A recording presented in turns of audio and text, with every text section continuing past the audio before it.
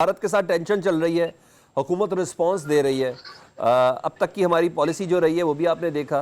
पाकिस्तान तहरीक इंसाफ बहैसियत एक बड़ी सियासी जमात, एक पब्लिक की एक आवाज़ है जी, बहुत बड़ा वोट बैंक है। वो समझती है कि ये इतना काफ़ी है कि दिल मांगे मोर, जज्बातियत से हट के अगर हम बात करें तो आप क्या समझते हैं? हुकूमत सही पैराए के ऊपर है, आलमी बरादरी को सही इंगेज किया हुआ है, वज़ीर ख़ारजा सही से काम कर रहे हैं, प्राइम मिनिस्टर काम कर रहे हैं, कि आप कहते हैं नहीं थोड़ा ज़रा और ज़रूरत है? बिस्मिल्लाहिर्रहमानिर्रहीम, या का नाबुदो व या का नस्ताइन। देखिए, इस मुल्क के साथ हम सब का दिल धड़कता है और इसमें कोई शक नहीं है कि इंडिया हमेशा इसी किस्म की हरकत करता था और यही वजह थी कि 2019 में जब इंडिया ने पुलवामा का केस किया था, उसी तरह फॉल्स फ्लैग केस किया था, फिर उनको एक बहुत ज़बरदस्त किस्म की वो मुंह की खानी पड़ी, बल्कि इनफैक्ट ना सिर्फ उनको अपने जहाज़ से हाथ धोना पड़ा था, बल्कि एक बहुत ज़्यादा उनके लिए एम्बैरसमेंट हुई थी जब उनका जो पायलट था वो यहाँ पे आके और चाय पी के और फिर उसको छोड़ दिया गया था। एज वो नहीं होता, आप किसी को अच्छे खासी चपेट मार के फिर उसे कहते हैं अब जाओ, वापस चले जाओ, तो वो वाला हिसाब किताब उसको फिर वीर चक्कर दिया जी इंडिया ने। अब उसकी वजह से होता ये है और पूरे इंडिया को चक्कर दिया ना, वो जो मर्जी कर ले। देखिए बात ये चाहते हैं, सुन ले जो मर्जी कर ले, लेकिन मैं एक बात बता देता हूँ, जब लड़ाई में आपको एक दफ़ा एक चमाट पड़ जाती है ना और उसके बाद लड़ाई ख़त्म हो जाती है, आप अगली लड़ाई करने से पहले वो दिमाग में एक साइकोलॉजिकल बैरियर रहता है।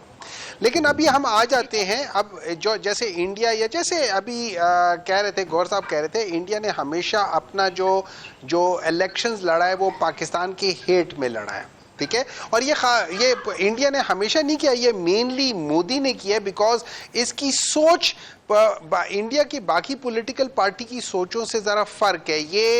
ये स्पेशलाइज करते हैं, जिसको हम हिंदुत्व जो आइडियोलॉजी है उसके लिहाज से स्पेशलाइज करते हैं, which is an extremist one. जैसे इनका आरएसएस है जो कि फॉलो करता है एसेस ऑफ द नाज़ीज़म, ये उनको फॉलो करते हैं, तो उस लिहाज से इनका हिसाब के जब अब आ जाते हैं कि पाकिस्तान के लेवल पे हमने और इंडिया ने अपने लेवल पे काम किया, तो उसको क्या किया। अब देखिए, इंडिया ने गलत काम किया है, लेकिन आपने देखा होगा कि उनकी, मैं ये बताऊंगा कि उन्होंने जो अपना जो फॉरेन ऑफिस या जिस लिहाज से उनके जो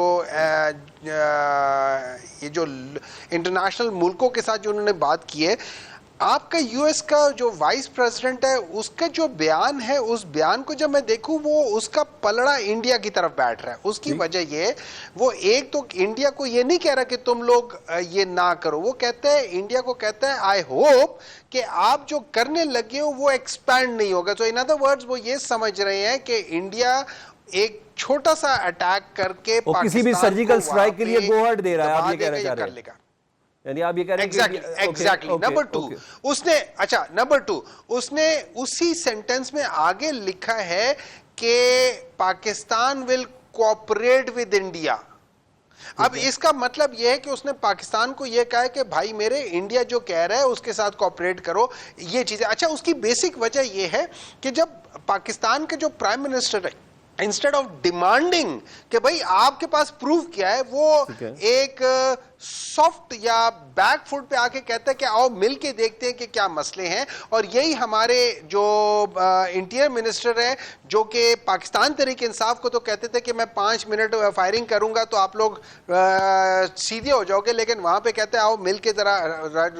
नंबर टू, देखिए जो एक आप ये समझ ले डिप्लोमेटिक बहुत बड़ा फेलियर है। एक तो आपने मेंशन कर दिया अता तारण, ये एक इस किस्म की मखलूक है कि जिनको समझ नहीं आती कि आपने कब क्या बात करनी है, वो भी इंटरनेशनल लेवल पे। इनको आप लोकल लेवल तक रखें, इनको इंटरनेशनल लेवल तक मत लेकर जाए। They do not know. इन्होंने जो बातें की हैं उससे पाकिस्तान को नुकसान ज्यादा हुआ है, लेकिन जो हमारे डिफेंस मिनिस्टर ने कहा है उसको भी सामने रख लें।